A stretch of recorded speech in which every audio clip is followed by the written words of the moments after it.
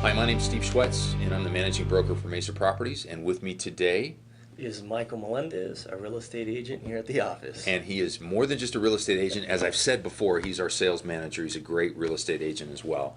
And we're here talking about just the different aspects of buying a home, and hopefully we can educate some folks and hopefully gain your trust, and maybe you'll consider us if you're looking at buying or selling your home. But the topic for today is about real estate appraisals and what appraisers actually do. So some people think, maybe they just log onto their computer and, check what the Zillow's estimate is for the house. They collect $500 and on their way. But it's really a little bit more than that. So why don't you talk about that? Yeah, so the real estate appraiser is there to make sure that whatever this home is being sold for is actually worth it. They're there to protect multiple parties. They want to protect the bank's interest to make sure that the bank isn't overlending because the home is collateral. Right. Those of you who lived through 2005, 6, and 7 can appreciate that. And they're also making sure that if you're a buyer and you're buying a home, the appraiser's kind of protecting you in a way too, Right. because they make sure you're not overpaying. Right. For the product. So. Yeah. Now, if you buy a house for cash, do you need an appraisal? No. Yeah, they figure if you're dumb enough to buy an overpriced house, they're happy to take your money. Exactly. Right, but it's when there's that third party involved, the bank, the lending institution, whoever, they're going to require an appraisal.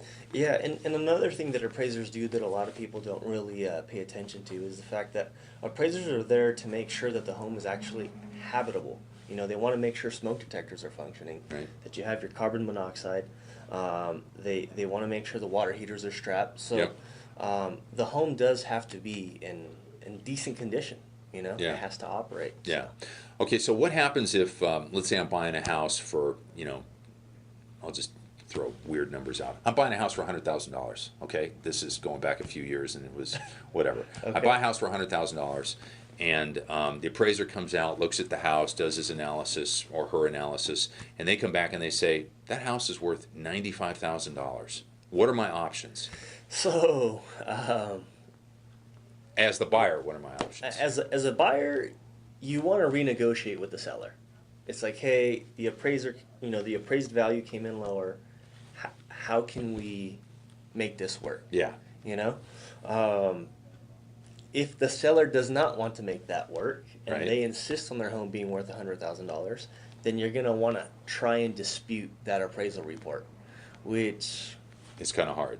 yes. But there is to a put it process lightly. to go through where you can question the appraiser and you can request a second appraisal, right? Exactly, but it does have to. It's a request that has to get approved. Okay. And it's not easy. Yeah. There's quite a bit of hoops. To To jump get through. So it's not an easy thing. So once you get an appraisal, that's pretty much going to be what the bank is going to say. We're willing to lend based on 95,000.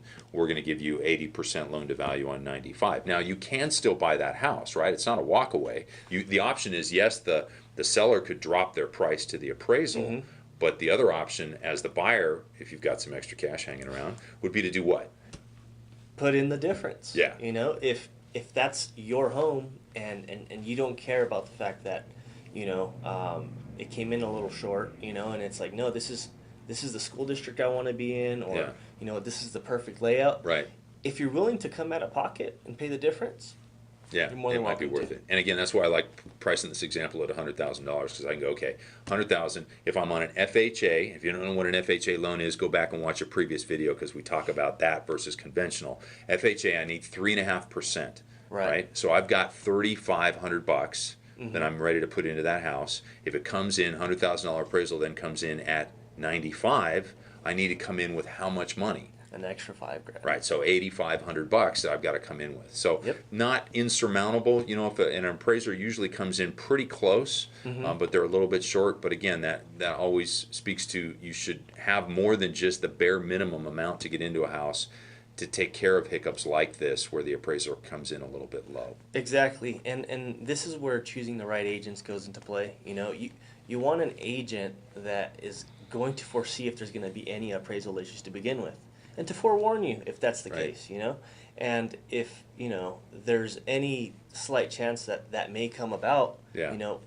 a An active agent who's on the market every day Yeah. is going to go out there. They're going to meet the appraiser, provide comparables, and do all the legwork needed Right. to make sure that that transaction is smooth. Right. So. And that's one of the things I appreciate about Michael is he always does really good work in working with buyers, making sure that they're not overbidding on a house where they're going to have a problem with an appraiser. Part of the thing of being a really good agent, in my opinion, is being able to anticipate problems before they happen. And an appraisal is oftentimes a sticking point. Appraisal and loan qualification are the two biggest barriers why deals fall out once escrow is opened. And those are the times where you really need a guy like Michael Melendez at your side, walking you through every step of the way. So I agree. I didn't know I was going to go that direction, but I just thought I would All plug right, that anyway. yeah. So if you need any help buying a house, selling a house, doing anything to do with real estate, Michael's the guy to talk to.